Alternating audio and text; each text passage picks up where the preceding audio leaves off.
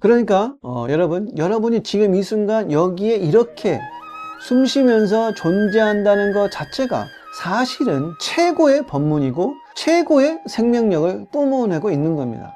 지금 이대로 여러분 괜찮은 거예요. 지금 이대로 여러분 하나도 부족함이 없습니다. 지금 이대로 여러분은 본래 성불에 있습니다. 그래서 절대 스스로를 가볍게 여기거나 경시하지 말자.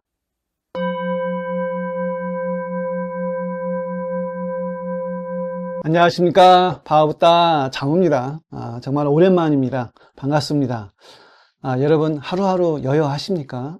오늘도 여러분들과 이렇게 마주하게 된다는 것에 대해서 정말로 감사하게 생각을 하고 좋은 인연이라고 봅니다.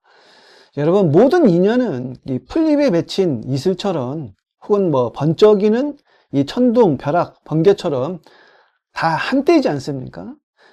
어떤 일이 일어나든 영기적 당화의 연생연멸입니다. 다 지나간다는 얘기죠. 세상에 그 어떤 영웅도 영원하지 않다. 부처도 중생도 영원하지 않습니다. 생각해 보세요. 우주라는 무한하고 거대한 시간 속에 지구 위에서 사는 우리들은 사실은 현미경으로나 보이는 작은 미생물들의 움직임에 지나지 않습니다. 그렇지 않습니까? 코스모스의 저자 칼 세이건이 말한 것처럼 이 지구는 창백한 푸른 점이에요. 그러나 그렇다고 해서 여러분, 우리 인류가 인간이, 이 사람이 보잘것없다는 건 아닙니다. 우리는 뭡니까? 여러분이나 저나 다 의식하는 존재입니다. 의식하는 존재, 이 인류가 없다면, 인간이 없다면 이 우주가 스스로를 드러낼 수 있을까요? 이 우주는 의식하는 존재를 통해서 어쩌면 자기 자신을 드러내는 것일지 모른다. 우리는 이 거대한 우주가 스스로를 인식하는 의식 그 자체입니다. 사실은 우리가 있기에 우주는 그 신비로움, 그 경이로움, 그 아름다움을 뽐낼 수 있다. 이 무한한 시공간 속에서 여러분이 하나의 생명으로 의식하는 존재로 지금 이 영상을 보고 있다는 것 자체가 하나의 기적이고 거대한 축복이다. 그러니까 여러분이 의식하기에, 여러분이 의식하고 있기에 하나님이든 알라든 부처님이든 부처님 할아버지든 의식되는 겁니다. 불가에서 말하는 공이든 노자가 말하는 무든 혹은 육아에서 말하는 하늘이든 그 자체는 우리가 인식할 수 있는 범위가 아니잖아요. 그러니까 색을 통해서 공을 알 수 있는 겁니다. 의식하는 존재가 있기에 공이다, 무다, 도다, 무국이다, 하나님이다, 비로자나 불이다, 알라다, 이런 것들이 나타나는 거예요. 자, 여튼 여러분, 인간의 몸을 갖고 의식하는 존재로서 살아있다는 건, 존재한다는 건, 지금 여기 이렇게 살아간다는 건 정말 거대한 축복입니다. 이 무한한 우주에서 의식하는 한 점 생명으로 태어났다는 건 정말로 신비로운 일이에요. 드문 일이에요. 그러니까 여러분과 내가 마주할 수 있는 이 시간이 얼마나 있을까요? 여러분 주변의 가족과 동료와 친구와 함께 있는 시간이 얼마나 있을까요? 우리가 이 세상에 얼마나 더 살 수 있을까요? 언젠가는 다 떠나가는 거예요. 그래서 이 순간순간의 인연들을 우리는 온전하게 누려야 한다. 제 말은 100% 누릴 줄 알아야 한다는 거예요. 100% 누리려면 어떻게 해야 될까요? 깨어 있어야 된다는 얘기입니다. 깨어 있어야 돼요. 잘 사는 삶은 딴 게 아니고 매 순간 깨어있는, 온전하게 깨어있는 삶이라 할 수 있다. 그러니까 돈을 벌어야, 명예를 얻어야, 한 10억을 벌어야, 욕망하는 것들을 얻어야 잘 사는 것이 아니고, 행복이라는 것은, 충만한 인생이라는 것은 어디에 따로 있는 것이 아니라, 사실 여러분 물 한 잔을 마셔도, 커피 한 잔을 마셔도, 밥 한 숟가락을 떠도, 혹은 누군가와 커피 한 잔을 마셔도, 일을 해도, 지금 여러분이 이 영상을 볼 때도 내가 그것과 온전하게 경험을 풀로 하고 있는가, 함께 하고 있는가, 껴 있는가, 마음을 딴 데 두지 않고 그것과 하나 되어 있는가, 그것이 곧 여러분 충만한 행복감이고 진정한 만족을 줍니다. 여러분 공부를 할 때, 일을 할 때, 혹은 뭔가를 몰입해서 할 때 그것에 열중해서 하다 보면은 시간 감각도 사라지고 뭐 그런 때가 있잖아요. 그때 어떻습니까? 뭔가 뿌듯하고 공허하지 않고 충만하다는 느낌 받잖아요. 이거는 뭡니까? 경험을 풀로 할 때 인간은 행복감이 솟아난다는 거. 알 수 없는 그 뿌듯함이 생긴다는 거예요. 충만해진다는 거죠. 그래서 행복은 딴 게 아니고 자신의 존재를 깨치고 이 순간을 온전히 풀로 경험을 남겨두지 않고 누리는 사람이다. 소승은 항상 얘기합니다. 삶은 우리에게 주어진 위대한 선물이자 축복이다. 삶의 내용이 어떠한 건 삶 그 자체가 여러분의 존재 그 자체가 곧 축복이라는 거죠. 우리는 충분히 행복할 수 있는 존재입니다. 생각해 보세요. 인간의 몸 받기 어렵고 그리고 불법을 만나기 어려운 겁니다. 그러니 이 순간순간이 얼마나 기적이고 얼마나 경이롭냐 이거예요. 자, 오늘은 지난 시간에 이어서 고통을 깨달음으로 바꾸는 세 번째 기법인 깨어있는 지혜의 눈으로 이 세상을 바라보는 법에 대해서 여러분들과 함께 얘기를 나눠보겠습니다. 여러분, 그 지혜의 눈이란 과연 뭘까요? 보통 우리가 세상을 볼 때는 내 안의 욕망과 두려움을 기준으로 삼습니다. 업식에 의해서 제 입맛대로 본다는 거예요. 저마다의 색양경으로 저마다의 세상을 우리는 보고 있는 겁니다. 이것이 이제 업식의 작용인 거예요. 일수사견이라고 했듯이 필터를 끼고 본다는 거죠. 업식대로 보는 거예요. 그래서 우리는 무의식적으로 내 입맛에 맞으면 좋다, 안 맞으면 싫다. 내 주머니에 채워지면 이익이다, 비워지면 손해다. 나아가서 네 편, 내 편을 가르고 성공과 실패를 나눕니다. 자기 생각과 견해에 따라서 이쪽 저쪽을 나눕니다. 너는 부자고 나는 가난하고, 너는 똑똑하고 나는 어리석고, 혹은 그 반대고, 너는 백인이고 나는 아시아인이고 흑인이고, 너는 기독교이고 나는 불교도이고, 너는 순위파, 나는 시아파. 이렇게 끊임없이 선을 긋고 심지어 서로 그 선 때문에 죽이기도 합니다. 아직도 이런 어리석은 갈등 등이 세계 곳곳에서 끊임없이 일어나고 있잖아요. 하지만 지혜의 눈은 이런 종교적, 인종적, 민족적 잣대는 물론 성별과 국가라는 껍데기를 훌쩍 넘어선다. 지혜의 눈으로 보면 세상은 완전히 여러분 다르게 보입니다. 세상은 이미 성스럽고 이미 부족함이 없어요. 법계의 진실대로 흘러가는 거예요. 후학이 말하는 성스럽다는 세속의 반대인 성스럽다가 아닙니다. 있는 그대로의 이 세상, 판단과 해석이 없는 지금 이대로를 말합니다. 그건 미추와 선악의 구분이 없는 그대로의 세상입니다. 그냥 있음의 세상이에요. 그런데 내가 그것을 나누는 거거든요. 내 생각이 구분하는 거예요. 이거다 저거다. 일본의 도겐 선사는 뭔가를 추구하지 않고 그냥 이대로 본래 성불이라고 하셨습니다. 본래가 다 성불에 있다는 거예요. 그러니까 여러분의 존재 그 자체가 여러분이 어떤 모습을 하고 있건 이미 그렇다는 거예요. 여러분 이 사실이 받아들여지십니까? 그러니까 어떤 특정한 깨달음을 얻겠다고, 특정한 행복을 누리겠다고, 특정한 어떤 기쁨, 한이 등등을 추구하는 이런 목적 의식은 사실 모두 예고의 작용이고 망상이라는 거예요. 그래서 오직 묵묵히 앉을 뿐인 지간타자 자체를 도겐 선사는 깨달음의 어떤 발현으로 보았다. 우리는 모두 사실 본래가 이미 깨달은 존재들입니다. 그러니까 여러분 닦아서 부처가 되는 것이 아니라 본래 성불에 있다는 거예요. 우리 모두는 그 자체로 천상천하, 유아독존, 무의한, 존귀한 존재라는 거죠.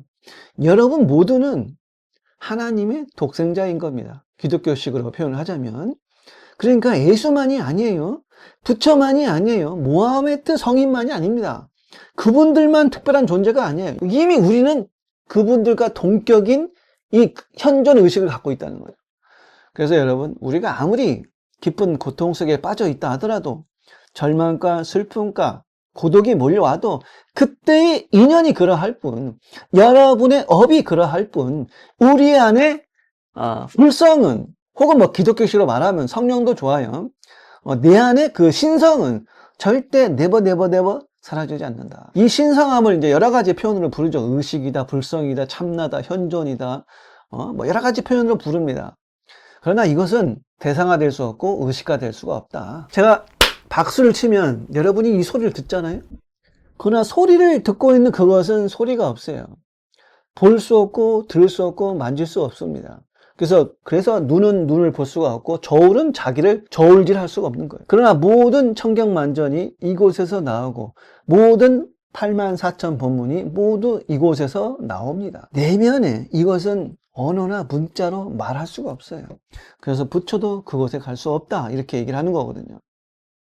그래서 이 자리를, 이 현존을 깨칠 때 법의 안목을 갖추었다 할 수 있는 겁니다. 그래서 이 법의 안목이 없다면 우리는 습관적으로 세상을 부족한 것으로 봅니다. 왜냐하면 자신을 이미 부족하게 보기 때문이에요. 그래서 나도 부족하고 남도 부족하고 세상도 문제투성이라고 생각을 하는 거죠. 우리는 끊임없이 무언가를 고치려고 합니다. 나를 뜯어 고치고 남을 바꾸려 하고 세상을 내 입맛에 맞게 재단하려고 해요. 물론 현실의 당면 문제들은 해결하는 노력은 당연히 필요합니다. 빈곤과 가난을 해결해야 되고 전쟁보다는 평화를, 갈등보다는 합을 위해서 이제 우리 인류가 노력해야 되겠죠. 저는 이런 당면한 과제들을, 문제들을 외면하지 말라는 게 아닙니다. 다만 이 사람과 일과 세상을 바라보는, 인사물을 대하는 깊은 지혜의 눈을 갖자는 거죠. 단지 그 부족함이나 겉으로 드러난 현상만을 보지 말자는 거예요. 현상의 것들은 너와 내가 있고 분별이 있고 상대가 있습니다. 인연 따라서 가난한 사람과 부자가 있고 아이신텐 같은 천재가 있는 반면에 구구단도 못 외우는 둔한 사람도 있어요. 소승이 말씀드리고 싶은 것은 현상 너머의 본질, 그 배우, 생각과 감정 너머의 그 현존의식을 알아야 된다는 거죠. 배경을 보자는 거죠.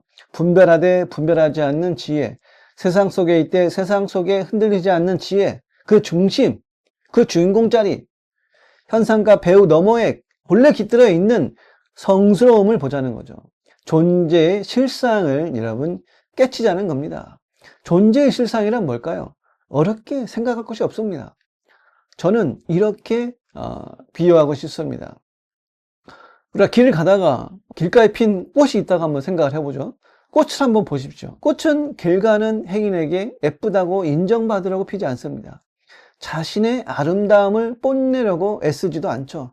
그냥 자기가 때가 되면, 인연이 도래하면 자연스럽게 피어납니다. 새는 노래를 부를 때 누군가의 박수갈채를 기대하지 않습니다. 바람은 그저 불고 물은 그저 흐르고 해는 떠오릅니다. 대자연은 이미 자기만의 방식으로 저마다의 생명력으로 묵묵히 이대한 법문을 설하고 있다. 그러니까 여러분이 지금 이 순간 여기에 이렇게 숨 쉬면서 존재한다는 것 자체가 사실은 최고의 법문이고 최고의 생명력을 뿜어내고 있는 겁니다.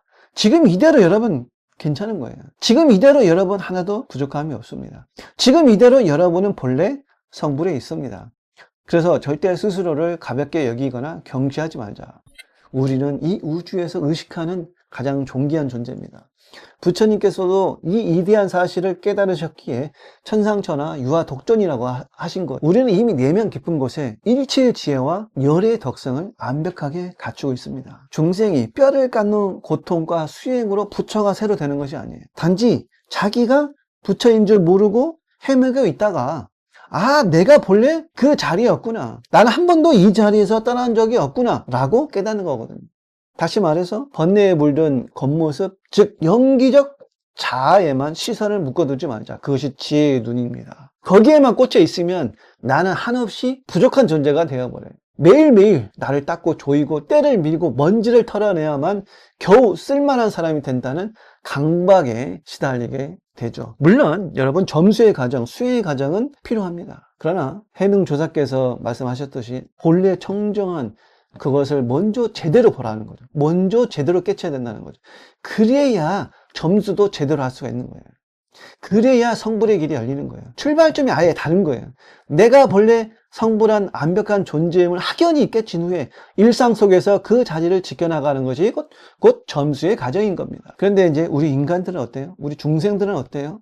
깨닫지 못하면 자기 자신을 의심하고 괴롭힙니다. 나는 왜 이 모양일까?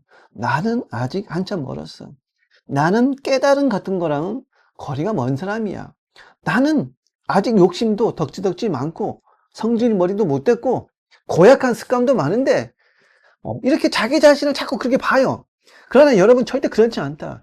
그런 것들은 여러분 단지 여러분이 살아오면서 말과 행동으로 지어온 업에 의해서 잠시 묻은 손톱 밑에 때 같은 것에 불과합니다. 시선에만 그만해요. 잊지 마십시오. 그 알량한 습관이나 생각들이 여러분의 본질을 규정하지 못합니다. 그것들은 진짜 여러분이 아닙니다. 나는 이 세상 그 어떤 잣대로도 깎아내리거나 규정할 수 없는 너무나 눈부시고 너무나 아름답고 너무나 신성한 존재다. 그 사실을 우리가 절대 잊지 말자는 거죠. 부처님의 가르침에는 모든 생명에게 불성이 있다고 하셨습니다. 이 말은 뭔 뜻입니까? 내 겉모습의 행위나 요동치는 생각이나 감정에 속지 말고 나의 존재 그 자체가 얼마나 이대한지 먼저 깨우치라고 하신 겁니다. 내가 어떤 존재인지 뿌리부터 알아야 내 생각과 감정이라는 파도에 휩쓸리지 않는 첫 걸음을 뗄 수가 있다. 깨달음은 바깥에서 구해서 가져오는 물건이 아닙니다. 이미 내 안에 꽉 차 있는 본래의 밝은 빛을 가리고 있던 장막을 걷어내는 거예요. 생각해 보십시오. 먹구름이 태양을 잔뜩 가렸다고 해서 저 너머의 태양이 사라진 겁니까? 아니죠. 마찬가지로 무명과 번뇌가 잠시 내 마음을 어둡게 가렸다고 해서 내 안에 그것이, 내 안에 그 불성이, 내 안에 태양이 사라지는 것은 아니다. 그러니까 내가 아무리 큰 죄를 지었어도 큰 죄업이 있다 해도 깨달음도 미혹도 다 불성의 놔둠임을 알아야 한다는 거예요. 수행이라는 것이 없는 태양을 허공에 억지로 새로 띄우는 일이 아니다. 원래 있는 것임을 알아보고 내 앞에 무엇이 지나가든 어떤 인연이 다가오든 그저 이것이 구름이구나 하고 알아차려서 그 구름이 자연스레 흘러가게 두는 일입니다. 붙잡지 말라는 거예요. 이러한 지혜의 눈으로 세상을 바라본다면 지금 내가 발딛고 선 이 시끄러운 세상이 그대로 정토가 되지 않겠습니까? 이 지혜의 눈으로 고통을 바라보면 고통이 가진 의미가 완전히 뒤집히지 않겠습니까? 우리가 평소에 쓰는 애고의 눈은 고통을 만나면 늘 이렇게 따집니다. 왜 하필 나한테 이런 재수없는 일이 생겼지? 나는 지질이도 불행한 사람이야. 사주팔자가 안 좋거나 전생 탓을 하거나 조상 탓을 하거나 내 인생은 왜 이렇게 고달플까? 하지만 지혜의 눈은 다르게 묻는다는 거죠. 이 고통은 지금 나에게 무엇을 깨우쳐 주려고 온 걸까? 나는 이 쓰라린 경험을 통해서 무엇을 배울 수 있는가? 이 고통은 내가 평소에 꽉 쥐고 있던 어떤 집착을 보여주고 있는가? 이토록 아픈 와중에도 상처 속에도 고통 속에도 절대 변하지 않고 고요히 지켜보는 본래 마음은 무엇인가? 여러분 스스로에게 이런 질문만 제대로 던져도 여러분은 이미 그물에 걸리지 않는 바람이 된 겁니다. 참으로 그렇지 않습니까? 자, 실패를 한번 예를 들어보겠습니다. 보통 우리는 무언가에 실패하면 나 자신을 통째로 실패자로 규정합니다. 낙인을 찍어버리죠. 그러니까 어떤 일에 실패하면 아쉽고 절망하고 바닥까지 낙담하기 십상이에요. 그래서 나는 안 되는 놈이야, 실패자야 하고 자기 자신을 부정합니다. 하지만 지혜의 눈은 어떻습니까? 여러분, 나는 그저 실패라는 사건을 한번 경험했을 뿐인 경험자일 뿐입니다. 상처를 경험했을 뿐이에요. 고통을 경험했을 뿐이에요. 그러나 깊이 들어가면 상처받을 나라는 실체조차 본래 없습니다. 억지로 언어를 빌려 표현하자면 나라는 아상 없이 오롯이 존재하는 투명한 의식, 즉 현존이라 해도 좋고 순수한 경험자라 해도 좋습니다. 순수 의식이라 해도 되겠죠. 이 깨어있는 의식은 그 어떤 외부의 충격에도 상처받거나 물들지 않는다는 사실을 깨뜨려 본다면, 알게 된다면 우리는 상처에 상처받지 않고 현상에 휘둘리지 않는다. 고통에 고통받지 않는다. 아픔에 아파하지 않는다. 실패나 성공, 부유함이나 가난함, 똑똑함이나 어리석음, 인간관계 좋고 나쁨, 그 모든 것들은 여러분 단지 인연 따라서 모였다가 인연 따라서 흩어지는 구름과 같습니다. 내 인생이라는 무대 위에서 잠시 벌어지는 하나의 연극이자 지나가는 손님들일 뿐이다. 그리고 그 손님들은 모두 내 안에 어두운 찌꺼기들을 말끔히 청소해 주기 위해서, 여러분들에게 어떤 새로운 기쁨을 주기 위해서 하늘에서 보낸 고마운 안내자들이다. 그래서 누미는 얘기하잖아요. 무엇이 들어오든 어떤 것이 오든 감사하게 얘기하라. 그래서 내게 다가오는 모든 인연과 업식들을 우리가 지혜의 눈으로 읽어낼 줄 안다면 나를 괴롭히는 그 모든 것들이 사실은 내 안에 성숙하지 못한 집착과 착각을 비춰주는 훌륭한 스승이다. 성철 스님께서 언수가 곧 나를 깨우쳐주는 선지식이다 라고 하셨잖아요. 여러분, 상처도 마찬가지예요. 세상을 살다 보면은 누구에게나 크고 작은 상처가 생기기 마련이죠. 트라우마가 있습니다. 그런데 여기서도 이제 상처를 깊게 받으신 분들은 자신도 모르게 세상과 단단한 벽을 쌓고 자라가잖아요. 이 내가 자신 스스로를 보호하기 위해서 방어 기제를 쌓는 것이죠. 그래서 나는 다시는 사람을 안 믿겠다, 믿지 않는다, 굳게 다짐합니다. 사기꾼들은 자신이 사기꾼이기 때문에 모든 사람을 사기꾼으로 대합니다. 스스로 만든 생각의 감옥에 갇혀버려요. 그래서 나는 이제 마음을 열지 않을 거야. 마음을 빗장을 닫아 걸어버립니다. 이렇게 과거에 갇혀서 현실을 바로 보지 못해요. 업식이라는 건 멀리 있는 게 아니죠. 내 습관 속에 있고 내 말투와 감정, 반응 속에 있고 내가 반복해서 만드는 관계 속에 있습니다. 상처나 고통을 통해서 우리가 성장하지 못하고 상처나 고통의 그 허상을 보지 못한다면, 그 허상 속에서 나를 닫아 걸게 만들면 그 상처는 영혼을 갉아먹는 독이 된다. 업식이 업력이 돼서 중생의 모습에서 윤회의 고리에서 벗어나지 못하는 겁니다. 하지만 상처나 고통이 본래 허상임을 알고 내가 경험자임을 안다면, 나를 더 성숙하고 깊은 사람으로 만들어준다면 그 상처나 고통은 나를 살리는 훌륭한 명약이 되겠죠. 과거 부처님 시대의 키사코탐이라는 여인처럼 눈에 넣어도 아프지 않을 자식을 잃은 찢어지는 상처를 통해서 이 죽음과 이별이, 고통이 나만의 것이 아니구나, 살아있는 모든 존재가 다 겪는 슬픔이구나 하고 깊이 공감하게 될 때 그 개인의 상처는, 고통은, 슬픔은 우주를 품는 위대한 자비로 피어나는 것이다. 이게 식이 지혜로 바뀌는, 업식이 보리심으로 바뀌는 거죠. 나를 괴롭히는 분별하는 의식이 방향을 틀어서 있는 그대로 비추는 깨달음의 지혜로 바꾸다는 뜻입니다. 대승불교 유식학의 아주 핵심적인 가르침이죠. 그러니까 내 마음속 이 질문의 전환 하나가 내 인생 전체를 뒤바꾸는 위대한 전환점이 되는 거예요. 식은 우리가 평소 세상을 보고 듣고 잣대질할 때 쓰는 우리들의 분별의식, 이건 내 스타일이라 좋고 저건 별로라 싫어, 이건 내 거고 저건 네 거지라고 끊임없이 선을 긋고 주판 하나를 튕기고 시시비비를 따지는 좁은 아르마리입니다. 이게 나를 중심에 두고 세상이 돌아가야 직성이 풀리는 에고의 마음이라 이거죠. 만약 이런 마음이라면 매일매일이 번뇌의 연속일 수밖에 없습니다. 반면 지는 뭡니까? 거울처럼 그저 사물을 있는 그대로 고스란히 비추는 마음입니다. 나라는 뻣뻣한 아상이 툭 떨어져 나간 자리에 드러나는 티 없이 맑은 통찰력인 거죠. 그러니까 내 욕심이나 생각이나 감정이라는 그런 색안경을 벗었기 때문에 찌그러진 것은 찌그러진 것대로, 둥근 것은 둥근 것대로, 네모난 것은 네모난 대로 사물의 본래 모습을 애곡 없이 똑바로 비춰볼 수 있습니다. 자, 한번 예를 들어보죠. 몸이 아파서 여러분 병원에 갔어요. 근데 주차장은 아무리 뱅뱅 돌아도 빈자리가 없습니다. 그런데 어떤 얌체 같은 차 한 대가 두 대를 댈 수 있는 넉넉한 공간 한가운데 떡하니 가로로 주차를 해놨다고 봅시다. 우리는 순간적으로 여러분 어떻게 반응합니까? 야, 저 인간, 저 운전자 진짜 양심도 없네. 도대체 가정교육을 어떻게 받은 거야?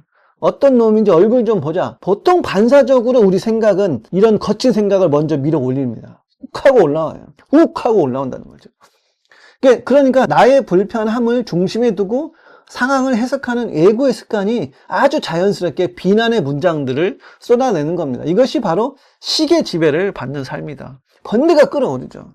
그럼 여기서 지혜의 눈은 어떨까요? 사실 저렇게 황당하게 주차를 한 데에는 우리가 모르는 사정이 있을 수도 있다. 운전자가 화장실 너무 급해서 앞뒤 안 가리고 뛰어갔을 수도 있고, 숨이 꼴깍꼴깍 넘어가는 위급 환자를 모시고 와서 차를 똑바로 댈 경향조차 없을 수도 있다. 그렇지 않습니까? 그래서 지혜의 눈은 눈에 보이는 현상만으로 함부로 사람을 심판하거나 해석하지 않습니다. 나는 지금 저 차가 왜 저렇게 서 있는지 정확한 팩트를 모른다. 설령 그 차 주인이 정말로 배려심 없는 이기적인 사람이라 할지라도 거기에 내 소중한 감정을 낭비하며 분노하지 않습니다. 그저 차가 선을 몰고 주차되어 있구나, 담담하게 팩트만 볼 뿐이라. 두 번째, 세 번째 생각을 일으키지 않습니다. 거기에 쓸데없는 망상이나 화를 보태지 않는다는 거죠. 그렇기 때문에 마음이 평화로워요. 뭐 어쩌겠습니까? 이미 일어난 일이잖아요.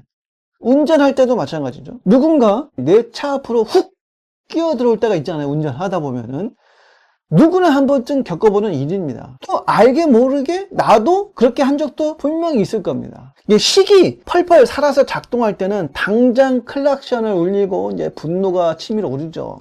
저 인간, 저 사람이 감히 내 앞을 가로막어? 길막해? 김여사 아니야? 내가 만만해 보이나? 난 아침부터 차근차근 줄 서서 왔는데, 온갖 험한 욕설이 튀어나올 수도 있죠. 이 나를 무시했다는 착각, 이 분별심에 사로잡히니까 순식간에 내 마음에 불이 붙고 엄청난 스트레스를 받는다는 거죠. 하지만 여러분, 지혜로 전환될 때는 어떨까요? 똑같이 갑자기 끼어드는 차를 보면서도 이렇게 생각할 수 있습니다. 아우, 아침부터 저 차 운전자는 무슨 일이 있길래, 무슨 급한 일이 생겼나 보지? 이렇게 편안하게 생각해요. 고요하게 본다는 거죠. 뭐 나도 예전에 초보 운전할 때 저렇게 길을 몰라서 당한 적이 있었지. 내가 한번 양보하고 말지. 이렇게 넉넉한 여유를 가지게 된다는 거예요. 아니면 끼어들었구나, 그냥 그거 팩트만 봅니다. 생각조차 일어나지 않아요. 그죠? 차가 앞으로 들어왔네? 브레이크를 살짝 밟아서 거리를 벌려줄 뿐입니다. 나를 제치했다는 예고의 이런 나 위주의 해석이 쏙 빠지면 거울처럼 객관적인 상황만 비추었기 때문에 이미 일어난 상황에 대해서 어떤 감정 소모나 짜증 없이 평온하게 대처할 수 있는 거죠. 이것이 바로 찰나의 순간에 화를 내는 의식을 평화로운 통찰로 돌려세우는 전식성지의 모습이라고 할 수가 있죠. 이처럼 여러분, 이 지혜라고 하는 것은 저 깊은 산속이나 경전 속에만 갇혀있는 뚱구름 잡는 철학이 아니에요. 우리가 매일 마주하는 밥상 안에서, 밥상 앞에서, 가족과의 대화를 통해서, 꽉 막힌 도로에서 운전할 때, 돈을 쓸 때, 직장에서 업무를 볼 때, 바로 그 현장에서 내 삶을 아름답고 여유롭게 바꿔나가는 가장 실용적인 삶의 방식이다. 이 전식성지. 깨어있는 지혜의 눈은 이렇게 분별하는 좁은 마음으로 사람과 세상을 난도질하지 않습니다. 설령 지금 겉모습은 개차반인 사람을 보더라도 그 못난 행동 거지만 보지 않고 그 안에 깊숙이 숨어있는 다이아몬드 같은 성품을, 모든 존재의 바탕을 진정으로 존중하고 그 안에 깃든 부처를 본다는 거죠. 하지만 여러분, 여기서 절대 오해하지 말아야 할 아주 중요한 포인트가 있습니다. 상대를 성스럽게 본다는 것이 그 사람이 저지르는 나쁜 행동이나 범죄까지 무조건 눈 감아주고 정당화하라는 뜻은 결코 아니다. 누군가 명백한 잘못을 저지르고 있는데 저 사람도 본래는 부처니까 다 괜찮아, 용서해 줘야지 하는 것은 얼빠진 소리예요. 그것은 지혜가 아니라 바보 같은 혼동이고 방관이다. 참된 지혜로 꿰뚫어 본다는 것은 그 사람의 잘못된 행동은 냉정하고 엄격하게 살피고 바로잡되 그 존재가 가진 영적 다이아몬드의 가능성만큼은 끝까지 버리지 않고 믿어준다는 거죠. 그 사람도 업시가 업장에 사로잡혀서 그렇게 말하고 행동할 뿐이라는 걸 내가 통찰하는 거죠. 아이가 뛰놀다 진흙탕에 넘어져서 온통 진흙투성이가 되었다고 봐요. 겉옷이 더러워졌다고 해서 내 아이라는 존재 자체가 더러워진 겁니까? 아니죠. 옷을 벗겨서 깨끗이 빨고 얼굴을 씻기면 다시 뽀얀 내 아이입니다. 겉으로 드러난 행동의 때는 철저히 씻어내야 마땅하지만 그 바탕에 깔린 존재의 존엄성은 우리가 생각해야 된다. 그 마음을 잃지 않아야 된다. 그것을 꿰뚫어 봐야 된다. 그래서 우리는 스스로에게도 마땅히 이렇게 돼야 됩니다. 내가 오늘 누군가에게 버럭 화를 냈다고 해서 내 존재 자체가 구제불능의 몹쓸 인간인 것은 아니에요. 화를 낸 나의 어리석은 행동은 냉철하게 돌아보고 진심으로 참회해야 됩니다. 사람 누구나 실수를 하고 누구나 조금씩 잘못을 저지르고 살아요. 그러니까 나 자신을 부정하고 혐오할 필요가 없다. 내가 살면서 뼈아픈 실수를 저질렀다고 해서 내 인생이 끝장난 것이 아니에요. 그 실수는 성인으로서 당당하게 책임지면 됩니다. 그리고 그 아픈 실수를 딛고 한 단계 더 성장해서 깨어나면 되는 거예요. 여러분, 참회는 결코 찌질한 자기 혐오나 참회는 마음의 묵은 때를 씻어내는 가장 지혜롭고 숭고한 정화의식이죠. 반면 자기 혐오는 나를 점점 더 깊은 수렁과 어둠으로 끌고 들어갑니다. 그러나 참회는 나를 다시 태어나게 한다는 거죠. 더 밝은 미소로 인도합니다. 자기 혐오는 나는 안 될 놈이야, 나는 못된 놈이야, 자기 스스로 자책하지만, 참회는 나는 오늘 비록 넘어지고 실수하고 죄업을 지었지만 내일은 반드시 이 자리에서 다시 훌륭하게 깨어날 수 있다고 자기 자신을 이렇게 세우는 겁니다. 우리가 부처님 오신 날 절마당에 오색 연등을 환하게 밝히잖아요. 등불은 캄캄한 어둠을 향해서 너는 왜 이렇게 시커멓냐 비난하거나 욕하지 않습니다. 그는 자기 자신이 타오르면서 어둠을 몰아내고 주변을 묵묵히 밝힐 뿐입니다. 수행자도 여러분 응당 그래야 돼요.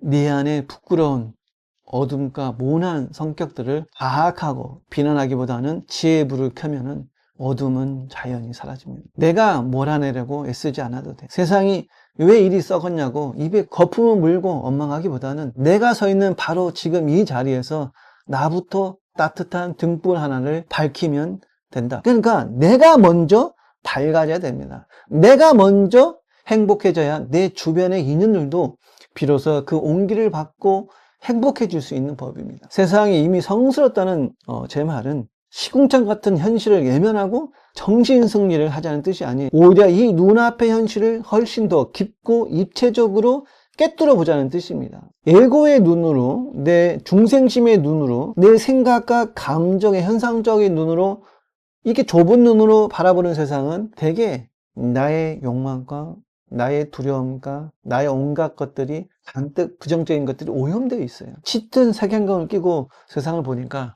나한테 이익을 주면 저 사람은 좋은 놈이고 내 심기를 거스르면 천하의 나쁜 놈이 되는 거죠. 조금만 불편해지면 내 인생을 망치는 장애물이라고 규정을 합니다. 이렇게 요동치는 계산적인 눈으로 어떻게 이 위대한 세상에, 신비로운 이 세상에 참 모습을 오롯이 담아낼 수 있겠습니까? 지혜의 눈을 뜨고 세상을 바라보자 이거죠. 우리가 지혜의 눈으로서 세상을 보면 내게 다가오는 그 모든 인연과 사건, 사고와 길룡하복과 희노애락이 모두 법문이 된다는 거예요. 병들고 아픔도 법문이에요. 몸이 되게 속삭입니다. 보라, 너의 젊음과 육신은 영원하지 않다. 그러니 살아 숨쉬는 오늘 하루를 허투루 쓰지 말고 소중히 살아라는 그 신호죠. 거울에 비친 나의 주름진 나이 많은 얼굴도 법문입니다. 세월은 결코 붙잡을 수 없는 것이다. 잡을 수 없는 허상을 지르고 헛고생하지 마라. 이렇게 암시를 주는 거예요. 누군가를 사랑했는데 이별했어요. 이별도 법문이에요. 모든 인연은 잠시 내게 머물렀다 가는 것이다. 그러니까 깊이 사랑하되 결코 내 소유물로 지려고 흔들려 하지 마라. 그런 뜻입니다. 까르르 하고 웃는 어린아이의 해맑은 웃음도 법문이에요. 그러니까 진정한 기쁨과 행복, 조건이 복잡하지 않다는 것을 알려주는 거죠. 묵묵히 서 있는 저 큰 나무의 침묵도 훌륭한 법문입니다. 비바람이 쳐도 서두를 것 없다. 그 나무는 때가 되면 알아서 피고 열매를 맺습니다. 그래서 마음이 확연히 깨어있는 사람에게는 이 세상 천지가 모두 훌륭한 스승으로 가득 찬 학교입니다. 반대로 무명에 덮여 깨어있지 못한 사람에게는 이 세상은 어딜 가나 지뢰밭이고 억울한 일투성이고 문제로 꽉 찬 지옥이죠. 한순간도 다리 뻗고 편안하게 쉴 곳이 없습니다. 우리가 발 딛고 사는 세상은 똑같은데 세상을 대하는 눈 하나가 이토록 엄청난 차이를 만들어내는 거예요. 오늘 제가 말씀드린 고통을 깨달음의 디딤돌로 삼는 세 번째 기법이 바로 이 닫힌 눈을 크게 번쩍 뜨는 겁니다. 그래서 스스로에게 여러분 한번 질문해 보십시오. 나는 지금 내 눈앞의 현실을 어떤 눈으로 바라보고 있는가? 나는 지금 나에게 닥친 이 인연과 여러 가지 종종의 인연들을 어떻게 바라보고 있는가? 누군가 나에게 모욕을 주고 비난의 화살을 쏠 때 나는 그를 어떻게 바라볼 것인가? 똑같이 비난할 것인가? 분노할 것인가? 아니면 지혜로서 통찰할 것인가? 더 나아가서 그 사람 역시도 자신의 두터운 업장에 짓눌려서 괴로워하는 불쌍한 존재로 자비롭게 바라볼 것인가? 내가 지금 살다가 넘어지고 실패하고 좌절하고 큰 이별을 겪고 사업에 실패했어요.